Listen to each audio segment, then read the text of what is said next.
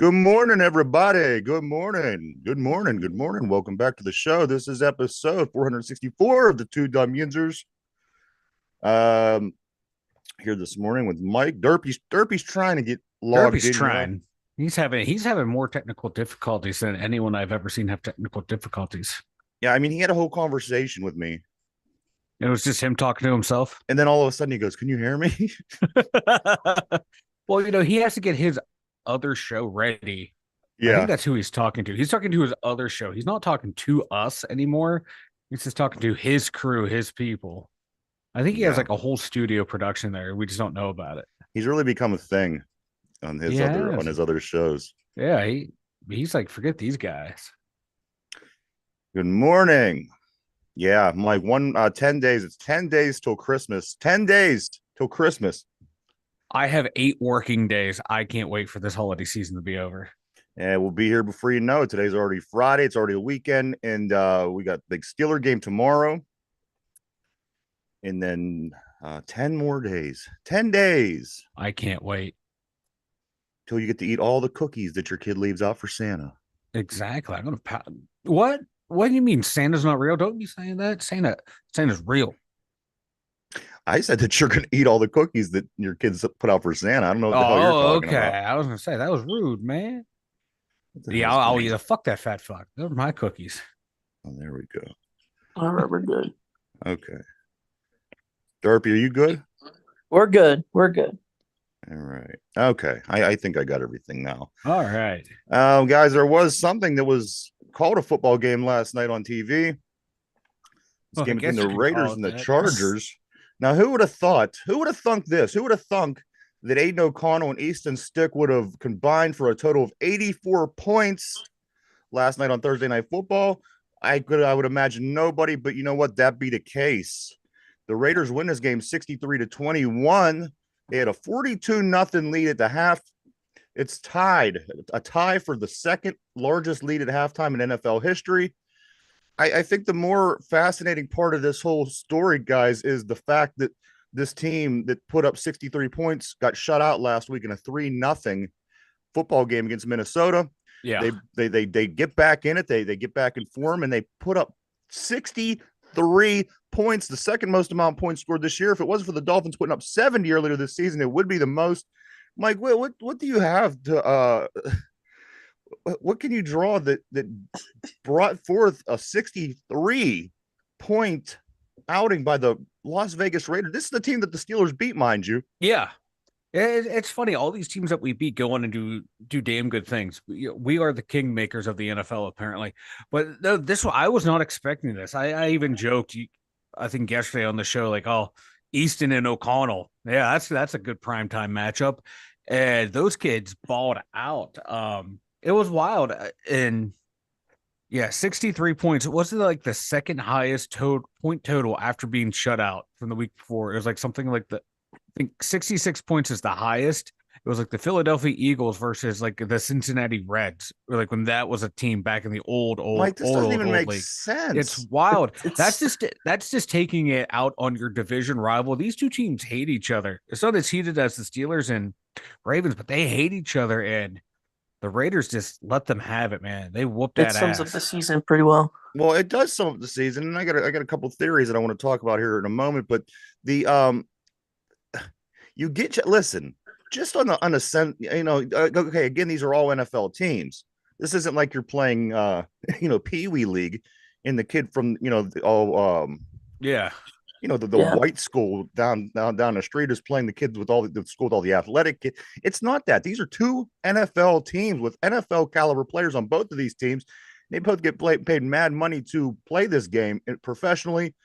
The fact that one team scored 0 points last week, zero, they weren't able to manage a field goal. They couldn't get in position to score any points. They come out the following week, just a mere 7 days, less than 7 days later, and they could put up 63, which is something that nobody Yeah. does. It's wild. Sometimes some games you have it, some games you don't. That's Any I given but Sunday. yeah.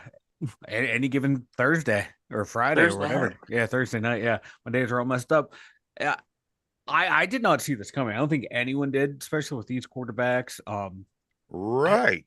It's wild. And if this doesn't, if this does not convince the Chargers to fire their head coach, I don't know what will, because this is like rock bottom. This is rock bottom. Giving up 63 points. But on the other hand, look what the Broncos were able to do after letting up 70 points this season. They're in the playoff hunt. So I guess in this crazy, bizarro NFL season, this only means one thing. Kenny will be back next week. He's going to put up 300 yards in 2 consecutive games. We're going to go to the playoffs and we're going to run the table and win the Super Bowl. That's the only thing that makes sense. Yeah, you know what? I'm down for it. I'm down for it. Guys, how insane. How insane. What a crazy season. What a crazy It's the season. script. It's the script. Man, 63-21. A combined 84 points by 2 bad teams. Both 5-8 going into the game last night. 84 points, Mike. There's just a lot of bad, like you said. We haven't scored 84 points in like 3 seasons combined, it seems like. I feel that's what it feels like. And Aiden O'Connell. I watched him play at Purdue. I'm like, really? Aiden O'Connell? He was a walk-on at Purdue. He didn't get any scholarship. No scholarship offers, not one. That just it's wild. It's wild. And like the thing is though, too, like I was looking through the stats of that game. Like Devontae Adams, I thought he would have, scoring 63 points. He would have gone off. He only had 8 catches, 101 yards, and a touchdown. I thought he would have like 230 yards, 3 touchdowns. He just spread. Aiden O'Connell spread the ball out, man. He hit like what 1, 2, 3, 4, 5, 6, 7 different receivers caught a pass. No, 5 different receivers caught a pass. I'm sorry, a couple people were targeted, but wild. Trey Tucker. Who the hell is Trey Tucker? He had 2 touchdown catches. Michael Myers, the fucking serial killer, even caught a touchdown. That's what I'm saying. If you would have turned, the game literally makes no sense. I don't know what the hell that was. I watched the first half and I seen it was 42-0. And I thought, well, I'm gonna lay my head down for halftime. I'll get back up. And I slept through the second half. Yeah. And when I finally got up and seen the score was 63-21, the final count. I was in disbelief. And not a lot of defense was played in this game. I guess not. Like Easton had 200 Easton Stick had 257 yards and 3 touchdowns. Granted, can we get a little bit of that Easton Stick? You know what I mean? Yeah, right. Can we float out? Hey, float over that first round pick for Easton Stick. I gotta. Kobe Myers was even 2 for 2. They had the wide receiver throw 2 passes. Yeah, and he was 2 for 2. They were nice though. I did see one of them at least. Was something. It was something to see. And how often during a season do you see 2 football games with 63 or more points scored in a game? This is the kind of like Thursday night game that needed to be played, though. Yeah, it really is. Yeah. It did too. If I would have had to sit through a 3-0 game, I don't know what I would have given myself. Yeah, this is the kind of game that at this point of the year you need to see on a Thursday night. There's 2 bad teams just racking up the points. Now let me ask you this, Mike. You had Josh Dobbs when he got to Minnesota. He shows up in town on a Tuesday. He plays on a Thursday. He does great, wins the game. You have Joe Flacco sitting on the couch, gets the call, goes to the Browns, plays 2 great games. Is there any excuse why our backup quarterback, after being with the team all season, knowing the playbook, practicing, getting second rep? I mean, he didn't get first team reps all season, but neither did these 2 gentlemen. Is there any reason why he shouldn't come out and have a pretty good game on tomorrow? Oh, he should have a damn good game tomorrow.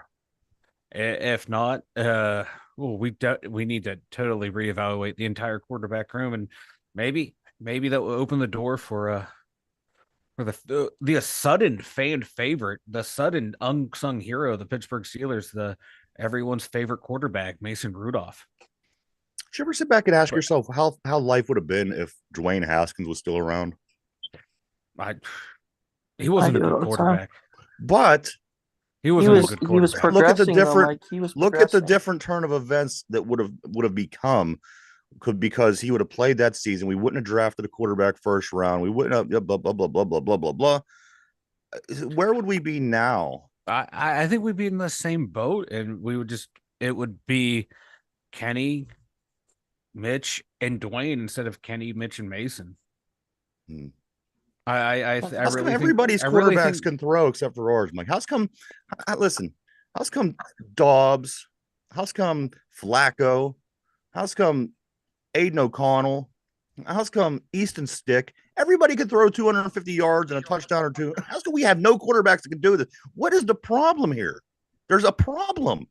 None of these God. guys for seasons could throw a good game. No, This is the offense still sucks. Like the overall playbook, because we're still using Canada's playbook because you can't scrap it in the middle of the season and you institute a might be whole new better off playbook. because I mean, things get any worse. Geez, Just I would draw the just plays up in the dirt. I would draw the But plays up on the well, plane well, to Indianapolis. there. I can't even blame the playbook because we see there are plays in there for shots downfield to be made. Like no quarterback can make the throw, and like They're when we going to make the be throw, like where they're it's a in the 50-50 huddle shot. drawing the play on their hand, like we Yeah, used to do when we played, in yeah. the Sandlot. That's about what they should start doing. It might All I actually be know better. is this: for 3 seasons now, we can't put forth an impressive passing game. And as I said, these out of the blue guys, even losing a 63-21 game, Easton Stick, who sounds like a baseball bat, was able to have a semi productive guy. It just, Mike, there is something really wrong here. Yeah, it's we're having trouble evaluating and identifying quarterbacks. Like hopefully going forward, this new front office that we put together can identify quarterbacks because we need help from top to bottom. I'm sorry, but as I'm saying, we had one of these guys. We had a Josh Dobbs. We couldn't identify that he was decent enough. I mean, Josh Dobbs bounced around by how many different teams, so it's like a lot of people missed on Josh Dobbs. Now but we miss on everybody apparently. That's the point. Whatever other teams are doing is irrelevant to what we're doing. Josh Dobbs is a third string quarterback now. He's been bumped down to third string quarterback. So that little fairy tale. Apparently we have 3 third string quarterbacks. So we're whatever we're doing worse than everybody else because other teams aren't having the problems that we're having for years now. I mean, this isn't just something that's popped up over the month. This is something that's been going on for seasons and this way since the Killer Bees era. For 2 seasons, like for 3 seasons, because Ben's last season wasn't that great. And even the season before that, where everyone decided to stop catching footballs.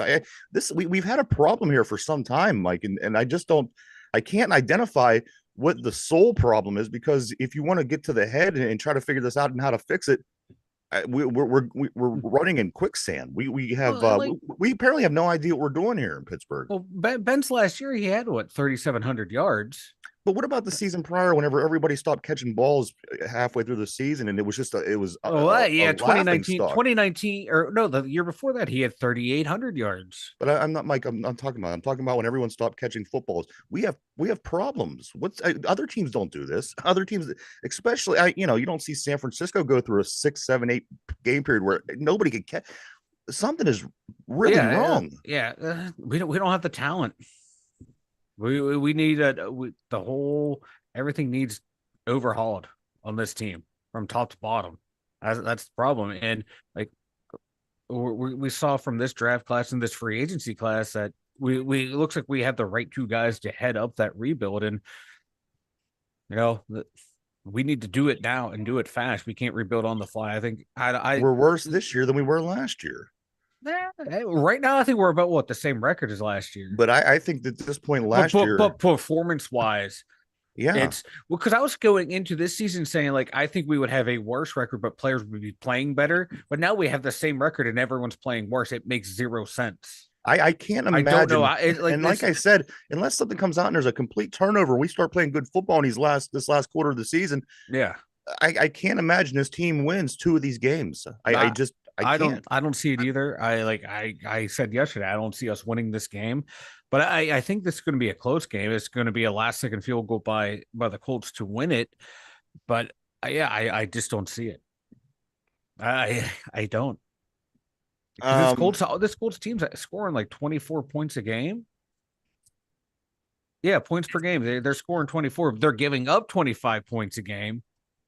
So they have the number 8 scoring offense, but the 29th scoring defense. So something has to give there. This is the game for us to like break out and score some points. I mean, obviously, we're not the only ones that think this. This is how this is how this is how the league or whoever makes the statistic sees us. The odds out of the team ahead of us and the 5 teams behind us, Mm-hmm. which would be the Browns, who sit in a 5 seed, us, and then everybody else who has the same record that fall into 6, 7, and then all the other few teams that have the Yeah. same record. The team that has the best chance of making the playoffs amongst those teams is Cleveland. They're with an 81.5% chance of making the playoffs. The next best team, now they were 81.5. The Mm-hmm. next best team, Mike, with a 43.9% chance of making the playoffs at this moment is the Houston Texans, followed up by a 42.1% chance Buffalo Bills, followed up by a 40.9% Denver Broncos, and then a 39.3% Indianapolis Colts. Oh, Finally, the last 2 teams, a 36.2% Cincinnati Bengals. And the very last team of all the teams that are either sitting in those spots or have that same record is the Pittsburgh Steelers with a 28.2% chance. This is what losing 2 straight games to 2-win teams does. Just 2 weeks ago, we were 70-something percent. Mm-hmm. Just last week, we were 50-something percent. Now we're 28%. If we lose this game to the Colts, guys, you might as well throw in the towel. Yeah, might as well. Like, I have a question. Like, if we would say we lost back-to-back weeks, but they were to teams that were like sitting at 500 or the same record wise as us, would the conversation be the same, or would it be a different conversation? It would be different. Yeah, it's like, I mean, that's like the worst case scenario is losing those 2 games at home, back to back in must-win situations. Yeah. That's I hate beating this drum, but I think we're like the only people who like call that these games were potential upsets or even to be close games. We called. You talked all about how well that Patriots defense was playing and how people were overlooking them in this town. And look what happened. That defense was stout, and we brought up how Kyle Murray finds ways to win these weird games.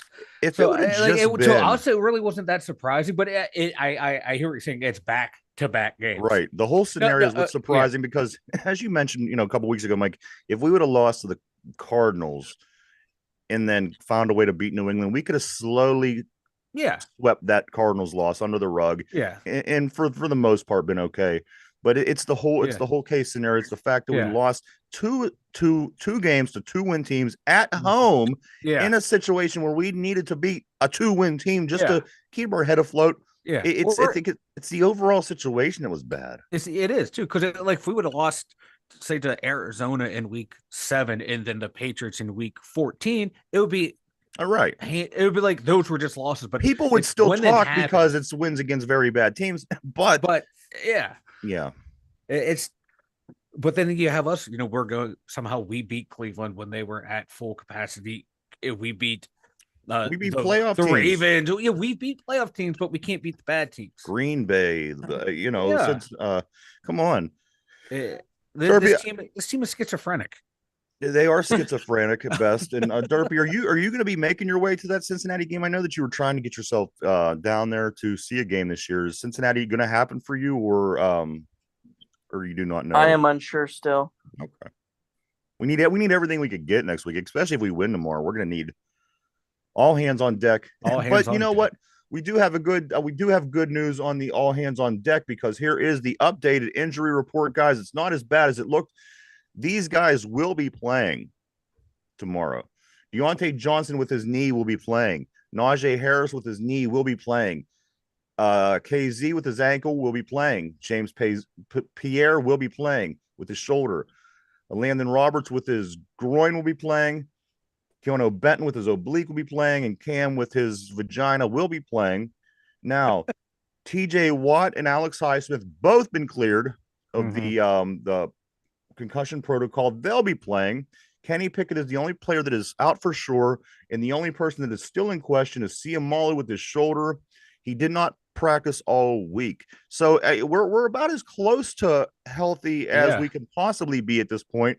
I'd like to see Ciamali in there at this point, because you know what, if he plays and his shoulder situation doesn't get any better, like I said, we have the least amount percentage to make the playoffs. You know what? At this point, you have to go all out. And as you guys said the other day, this is the playoffs.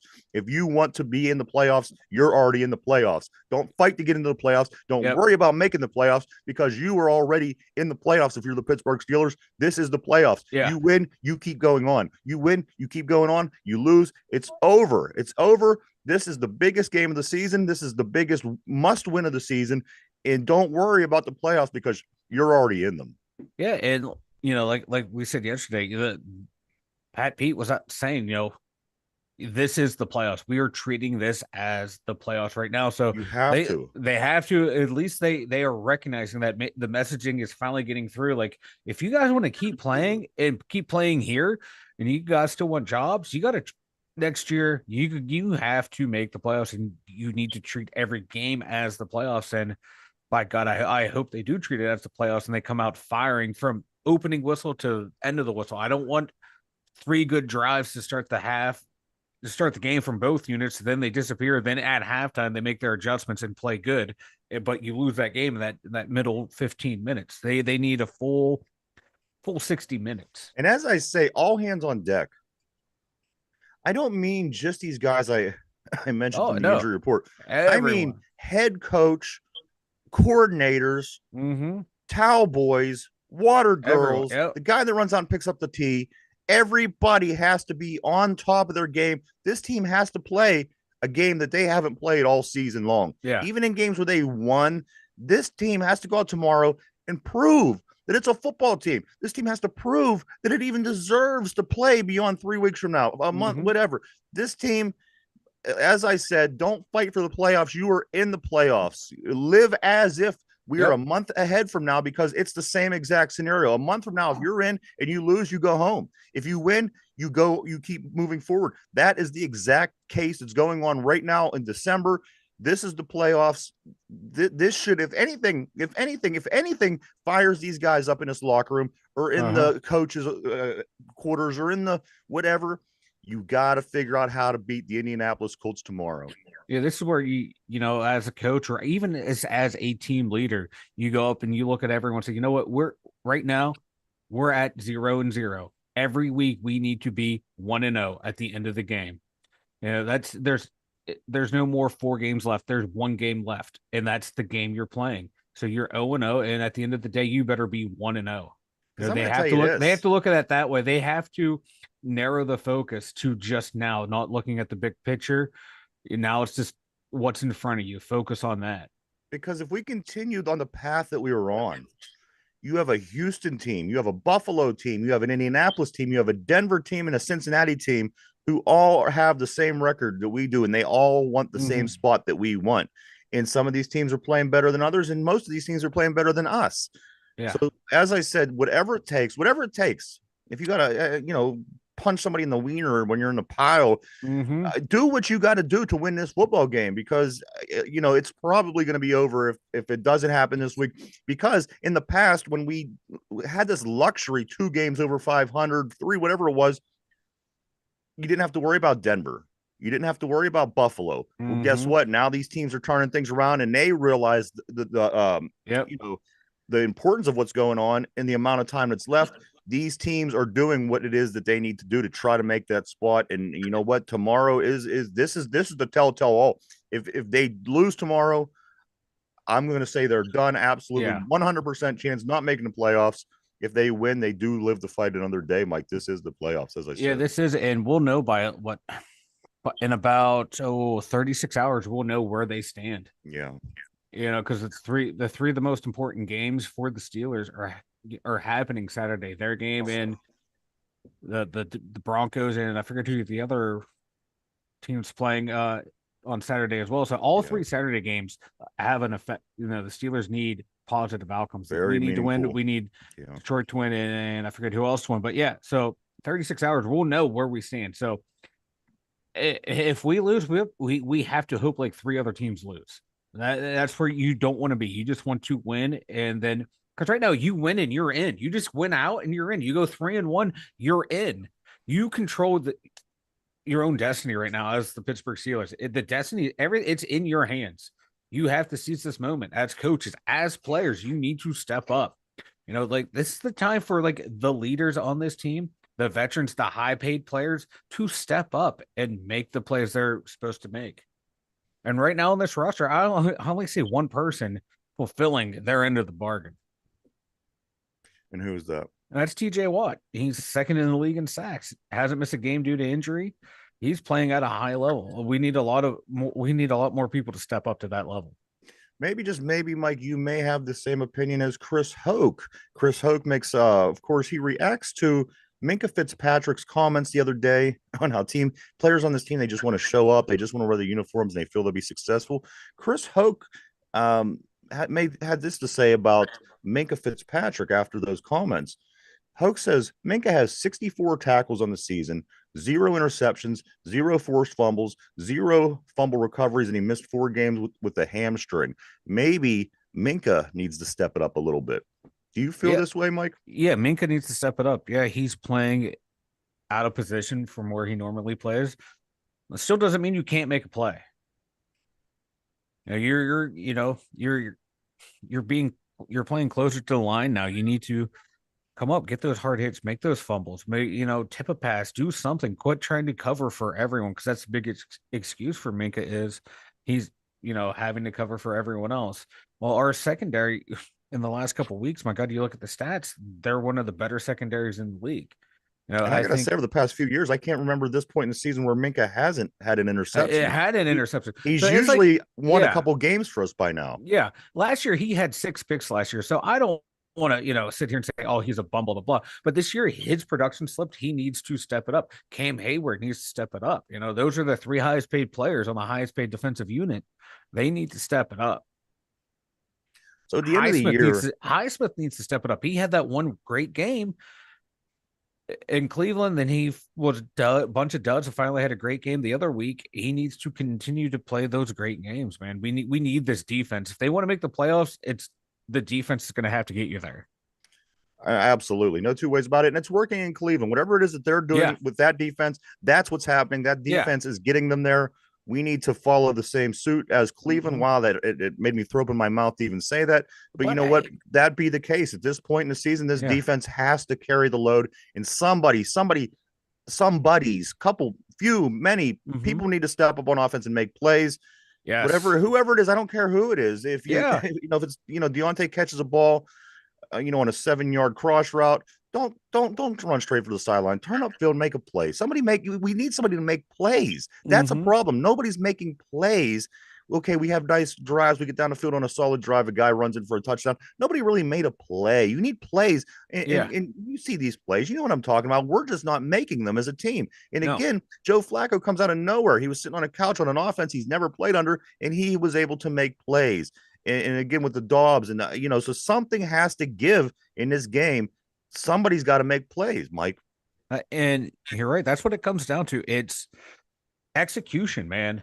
Execution. It's easy to blame it. Oh, bad coaching, but they're not the ones out there executing, man. And I see Deontay Johnson when he catches the ball and runs upfield. It's nice. He has speed. Take off, dude. Go. And he can make people miss. I think he's focusing too much on making them miss instead of relying on his speed. Don't even run out of bounds this game. Don't do it. You really hurt. Listen, yes, it can be a smart play, but you know what? It's only hurting our team at this point. Somebody has to make plays. Why not be you, Deontay? Why,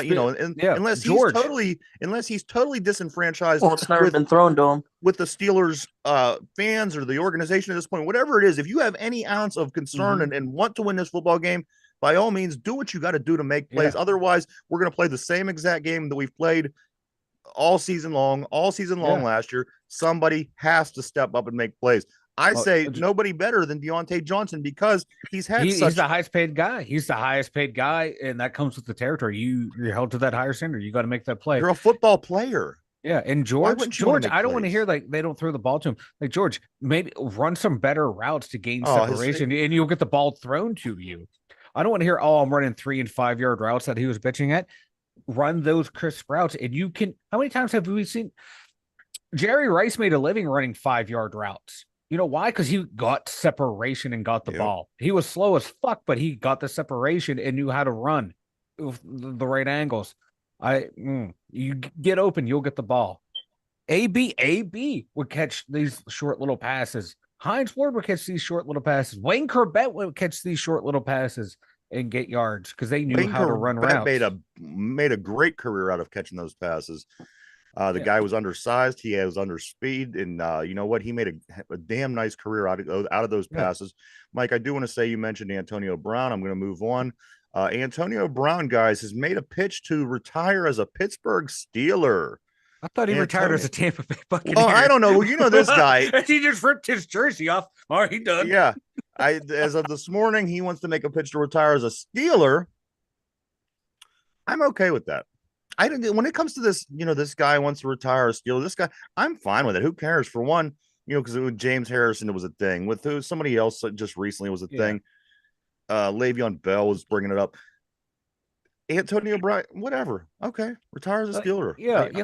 Everyone remembers him as a Pittsburgh Steeler anyway. Yeah. So F it. I don't care about that. Why does anybody even care? Yeah, who cares? Because if he ever gets into the Hall of Fame, it's going to be as a Pittsburgh Steeler. That's where the bulk of his career and success came, is as Pittsburgh. He's tied to the history of the Pittsburgh Steelers. Go through the record books, receiving shit. He's up there. He's the best receiver to ever play for the Pittsburgh Steelers. I could honestly not. I say I don't care where, and a lot of these guys, I don't care. Yeah, I don't care. Like, it's not like something would have made me care. Is say Franco Harris would have retired as a Seahawk. That I would care. No sense because he played there a year. Joe Montana as a Kansas City Chief. Exactly. Peyton Manning as a Denver Bronco. Right. Well, he did win a Super Bowl. Yeah. But I don't for some reason don't care. I don't. No, neither do I. Mike, a name that's came up often this morning as I was pulling up stuff for the show for this Pittsburgh Steeler offense and that offensive coordinator position. Give me your thoughts on this guy. This is a person that you may have brought. I don't recall, but I don't think we brought this name up. Is everywhere today. Clay Kubiak, Mike. Clay Kubiak. Yeah, I've seen his name talked about as even like borderline a head coach, but a future head coach.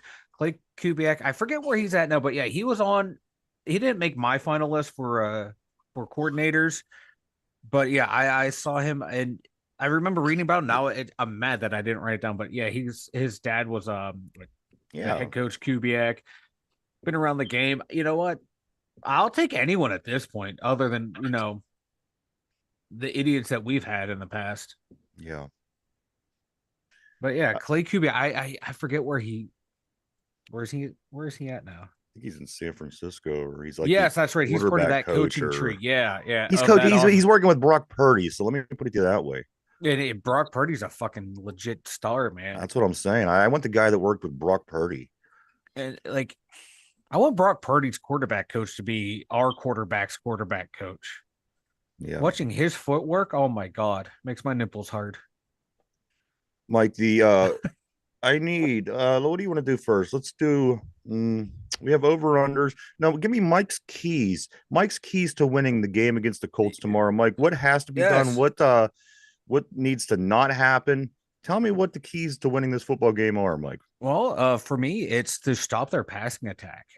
Like I said, I have it here. They pass 58% of the time. 58% of the time. These aren't the ground to pound the Colts, baby. They are a passing team. Our defense needs to step up. And I think where are we at here? We're number 3 in completion percentage against. The 59% opponent completion percentage is 3rd best in the NFL. So our secondary has stepped it up. We give up a lot of yards when they do make a pass, but it's hard to complete against us. To me, it's shutting down that passing attack. It's going to be getting after Gardner Minshew. Who's their receivers? Do they have any receivers I didn't even worth mentioning? I don't even know who's on this Colts team. I really don't. I know like Jonathan Taylor, but he's hurt. And Jonathan Taylor will be out. Their star running back is out. Receivers, Michael Pittman Jr. He hasn't done a whole lot recently. 4 touchdowns on the year. Actually, he has 95 catches this year. Selling him short. Josh Downs. He's a rookie. Not too bad. And that's about it. That's their passing attack. Their tight end is not that good either. So really they have one guy, Michael Pittman Jr. You shut him down, you're pretty good. And I think JPJ will be matched up against him JP, all game long. What do you think is our? Do you like our chances with our our attack trying to put pressure on Minshew back there? Or do you I think I do. I do. I think Watt and Highsmith are going to feast.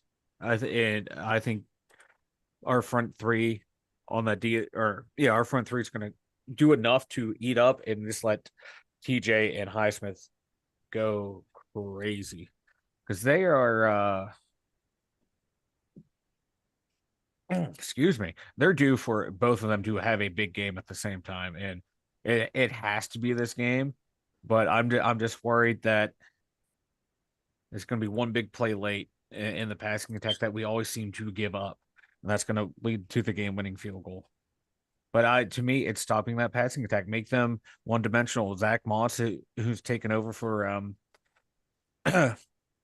taken over at the starting running back position with the injury, he has not played well. They can't run the ball for shit right now, so they're a one-dimensional team. So just pin your ears back and rush the fucking quarterback. see these two teams? This is a telltale game in a lot of ways. This is going to tell a lot about us. It's going to tell a lot about the Indianapolis Colts. As many of these games are going down the stretch here, and we mentioned just the important games tomorrow alone, and that's not even on Sunday yet. So a lot of good football should happen over the weekend. But again, with Bizarro season 2023, who knows? Who knows what's going to happen? You had a team that lost and had 0 points, and just 4 days later they won and had 63 points. So the term anything could happen any game or any given Sunday has never been more than it is right now. It holds true more now Yeah. than it ever has. Well, but yeah, this team just needs to they just need to kill the quarterback. Just fucking crush this guy. Because if you let him get rolling, he just gets so confident and cocky as the game goes on, and that just makes him more dangerous. But he's that kind of quarterback. Once you get him rattled, man, he has trouble getting that swagger back. He's who he's comparable to me. He's always all right. Hear me out. He's comparable to me in the sense like Ryan Fitzpatrick was, Yes. because he could be very good, and he's shown that he could be very good.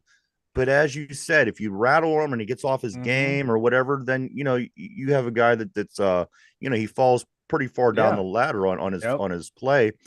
But once he gets started, I've seen Ryan Fitzpatrick do some pretty amazing things Yeah. in the past by stepping in and taking over a position. And I really get that feel from Gardner Minshew. I think he's the Ryan Patrick of right now. He is, yeah. Like I'm surprised he's been playing this consistent throughout. There's like the pretty good stretch of football he's been playing, and I just get him rattled, man. He's not a rock kind of like like we saw Ben was when you would hit Ben, Ben would get better. The more sacks Ben took, the better he played that game. This guy, he's not he's not cut from that cloth. He loses that swagger. It's a downward spiral. He starts forcing the ball and making mistakes. All right, guys, it's time. It's time for over or under. Over or under. Yeah. We're going to start on the offensive side of the ball. Derpy, Mike, Mitch Trubisky, a half a touchdown. Does he throw a touchdown tomorrow, or does he not throw a touchdown tomorrow? Mike, half a touchdown, over under for Mitch Trubisky. I'm taking the over. I think he's a touchdown pass in each of the last game, so I'm taking the over. All right. Derpy, what do you think? Derpy, is Mitch Trubisky going to throw a touchdown or no? No. All right. There you have it. Hater. To the next, let's go to the backfield. Mike, will either running back, Najee Harris or Jalen Warren, will either one of these guys reach 100 yards on the ground? 100 yards, either guy, over or under. What do you think? Yes. All right, interesting. It will be over.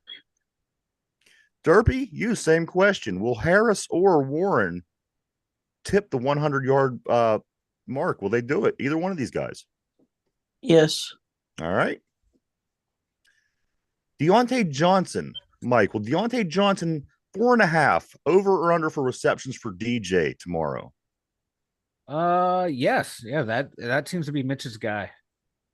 Derpy, same question to you, sir. Deontay Johnson, 4.5 catches, over or under? Mike says he's going to do it. He's going to get over. Yes. All right. Across the field, George Pickens, same exact question, Mike. 4.5 catches, George Pickens. Yes, I'm taking the over on that one as well. I think Mitch is going to want to get him engaged because that only Derpy, makes the team better. George Pickens, Derpy, 4.5 receptions, over or under?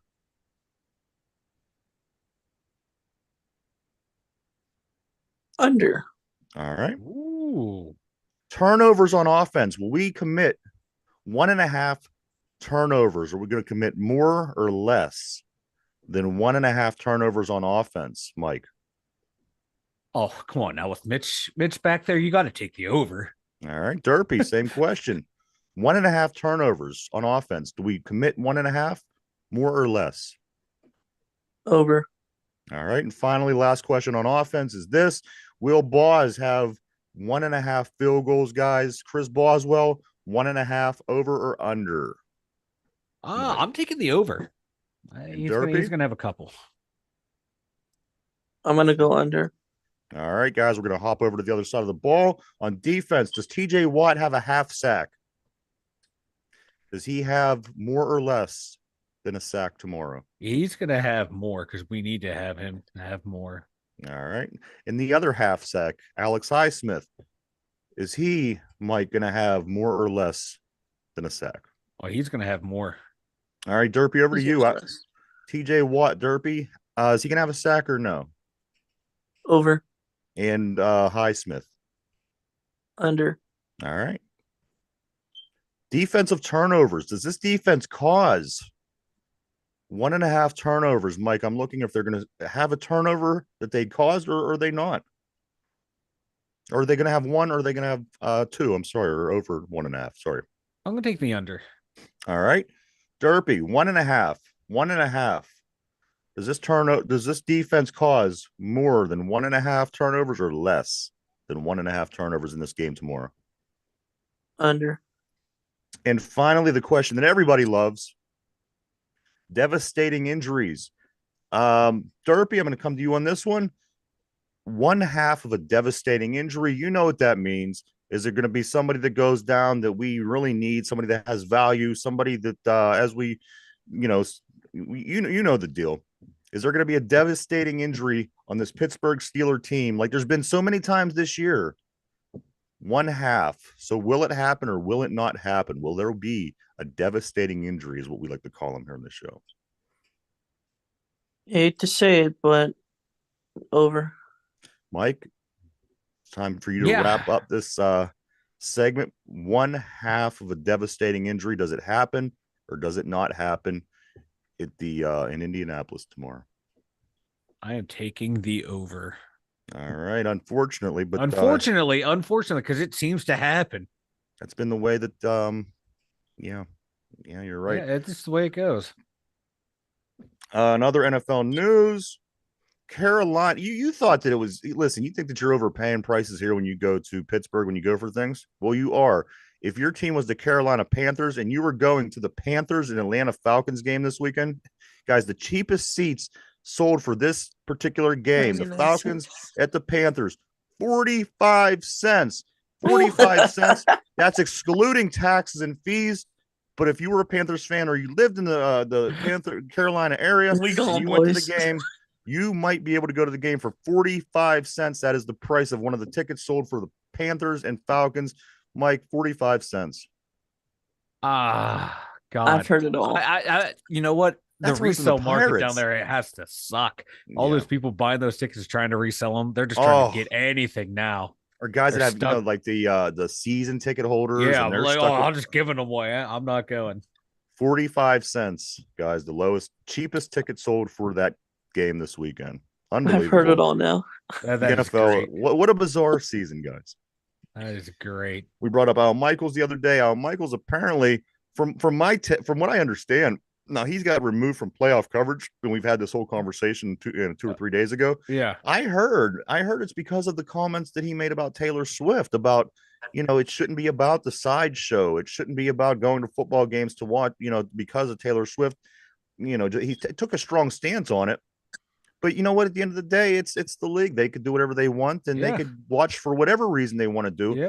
I like Al. I don't think it was enough reason for them to remove him. But you know what? In the crazy world that we live in nowadays, Al Michaels will not be covering playoff football in the NFL for the first time in a long time. That's fine by me. Al Michaels has lost his fastball like 5 years ago. See, I like Al. I have no problem, but I just think to myself, I don't know, Taylor Swift. Because I know he was Here's the thing: when they break up, if he breaks up with that doofus, you're never going to see or hear from her again. It's just it's a sideshow at this point. Well, like I think so too. He was also taking shots at the officials and stuff like that in bad play of the league too. So it's like all of his. Yeah, you're supposed to, like, as you're presenting the game, you're supposed to, in a positive manner, draw attention to yourself. I'd rather the guy tell the truth to me, but I see what you're saying as well. But like, I'm not a corporate investor, so I'll be like, no, you need to talk about. So you got to spread the bullshit opposed to staying honest. Okay. All right, no, that's because you're selling the league, you're selling the product. I agree with it. No, you're probably right. No, Al Michaels is right what he says, but I'm just looking at it from me. I got to be devil's advocate. No, you're all right. Mike, we do want to talk about the Penguins a little bit for a moment. I have to correct myself. Yesterday, Crosby, because of his 3 points the night before, he tied. He is now tied with Mark Recchi for the 13th all-time point scoring with 1,533 because he did score 3 points on Wednesday night.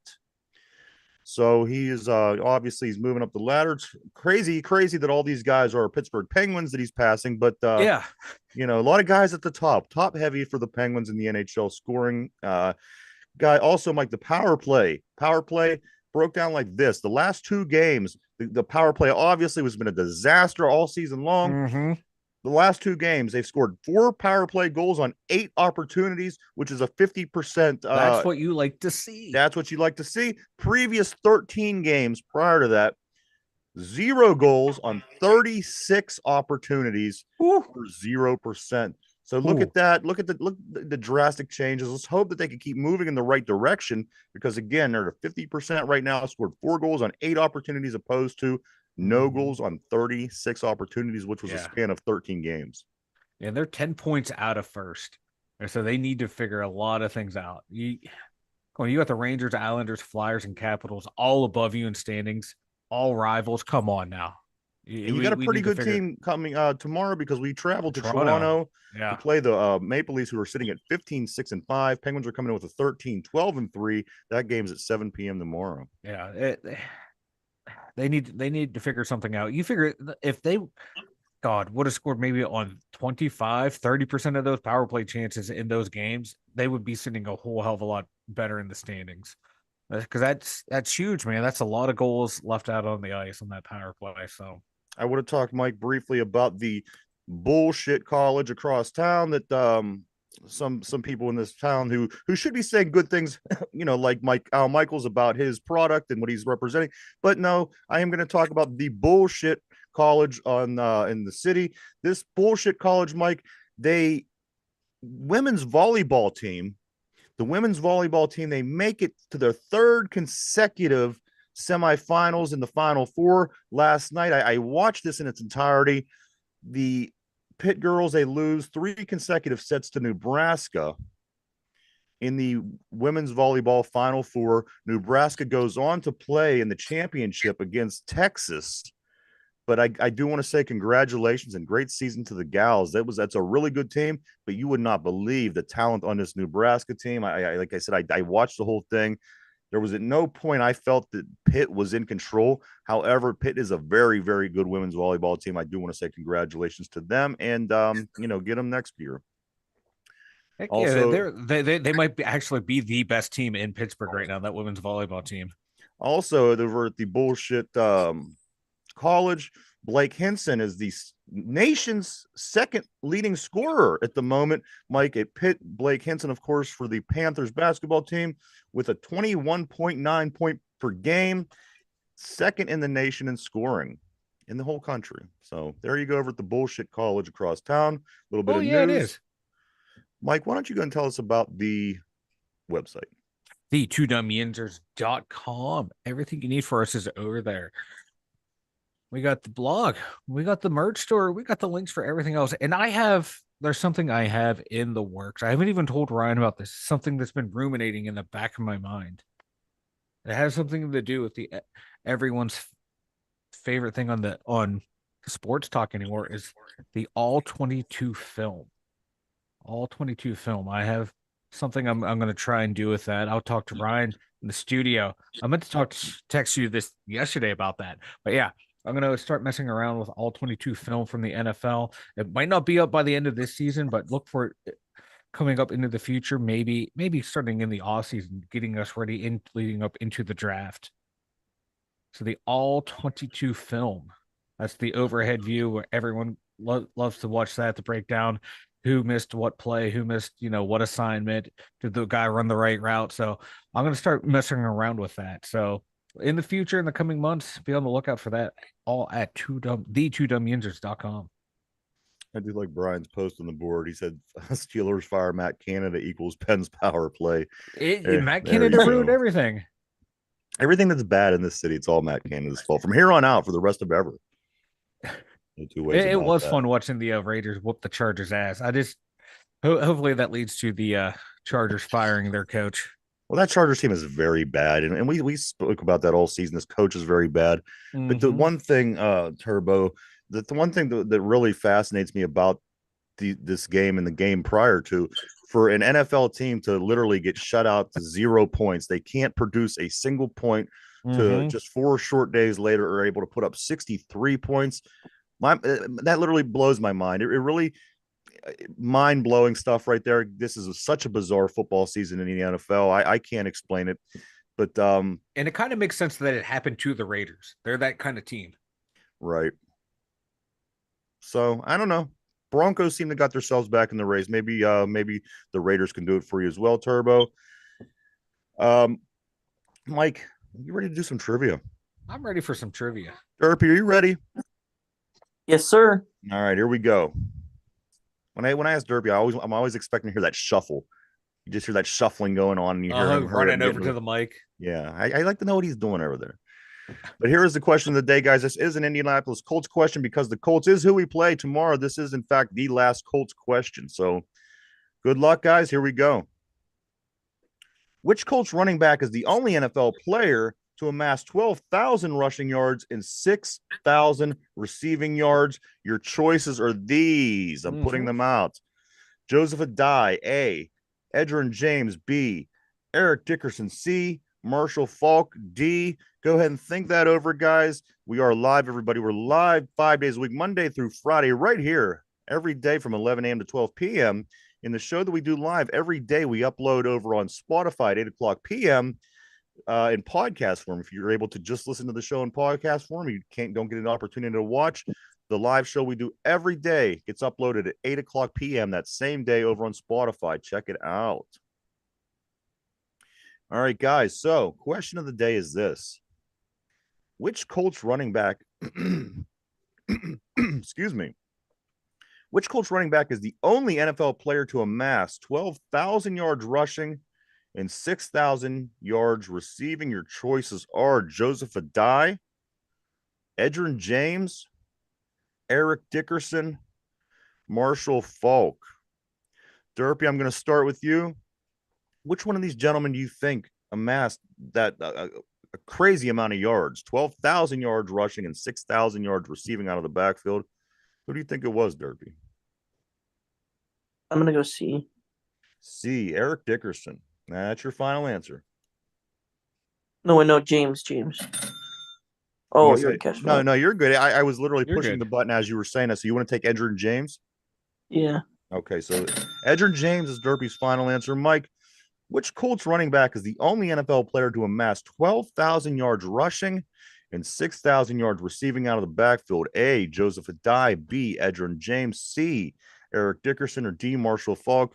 Derpy says Edgerrin James. Who do you like in this one, Mike?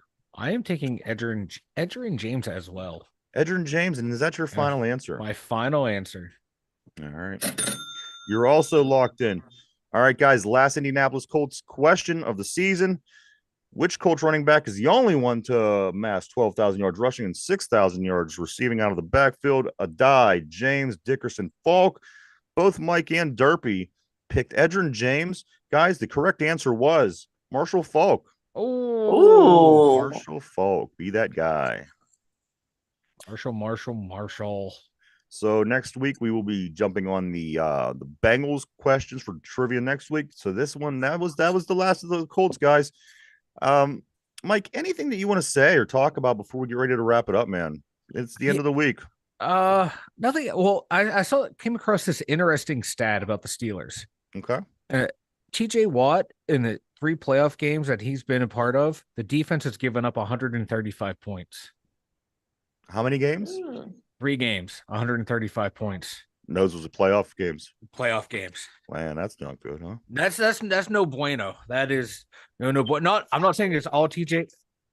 I'm not saying that's all TJ Watt's fault. I'm just throwing it out there. That is insane. Derpy, anything before we get ready to take off? I don't know if you saw this. Pirates made a trade. Just recently. Who? It was from the Yankees. It was cash in consideration. Oh Who did we trade? No, they got cash. You got a player. Oh, who did we get? I was reading it. Oh, killing me, Derpy. Well, I'm sorry. Okay, while you're looking that up. Okay. Yeah. Billy, yeah, you just go ahead, Mike. I'll look it up. Okay, well, the Chargers just fired their head coach Brandon Staley and their longtime GM Tom Telesco. Give up 63 points. Things like that happen. Yeah, guys, you're not gonna make the plane ride home. My thing is this: Heinz Field. Of course, we know the ketchup bottles. Ketchup bottle number 2 is going to become an artifact at the Heinz History Center. So if you ever want to go to Pittsburgh and see that bottle, it is going to be at the Heinz History Center probably for a very, very long time. That if that isn't Pittsburgh in a nutshell, you get off, at the airport, you walk in, there's a statue of a T-Rex, George Washington, Franco Harris. Then you can go down to the History Center and take a look at the ketchup bottle. That is Pittsburgh in a nutshell, baby. I love it. Making your way through Picklesburg along the way. And yes, so there you have there it, was guys. A dinosaur. They died. George Washington saved America, and Franco saved America again. Derpy, did you find this player yet? Billy McKinney. Billy McKinney. What is he? Outfielder. Outfielder. All right. Let's see how that pans out. Billy McKinney. That feel the excitement, boys. Billy McKinney. I do want to say thank you. I do want to say thank you to everybody for checking us out. We appreciate each and every one of you. We couldn't and we wouldn't do it without you. Thank you so much. Guys, Billy McKinney, Derpy, Mike. You know what? That is exciting, Mike, because as you say, and as we say, usually when we go off the air, a big story usually hits around the league or, somewhere in sports, and we don't get to cover it that day. So we are going into the weekend knowing that the Chargers head coach and, did you say offensive coordinator? No, GM. Both got canned after letting up 63 points last night. 63-21. Crazy. That is wild. But I think that's it for me, guys. This is the weekend. Get ready. The Steelers play tomorrow, 4:30 against the Indianapolis Colts in Indianapolis. This is a must-win, in my opinion. The playoffs start now. They have to win if they want even the thought of the playoffs this season. They have to win tomorrow. Guys, speak now or forever hold your peace. Players, it's all on you, man. You have to go out there and you have to perform. No excuses. All hands on deck. That's the way I look at it. Yep. All right, guys. Don't give up a 3rd and 21. That's the staple of the Steelers, man. We've done that for decades. 4th and 2, don't throw a 65-yard bomb either. That could, Hey, it might work one of these times. It's not going to work. It's going to work for somebody. It's not going to work for us. It worked once in NFL history, therefore it's going to work every single time. Yeah. That's sports logic. Watch the middle of the field on 3rd down instead of blitzing on 3rd down. It's going to be interesting. No matter what way you look about it. All 3 of these games tomorrow will have some kind of implication with the Steelers' record and their playoff hopes, plus games on Sunday. So a lot of interesting and exciting football going on this weekend, guys.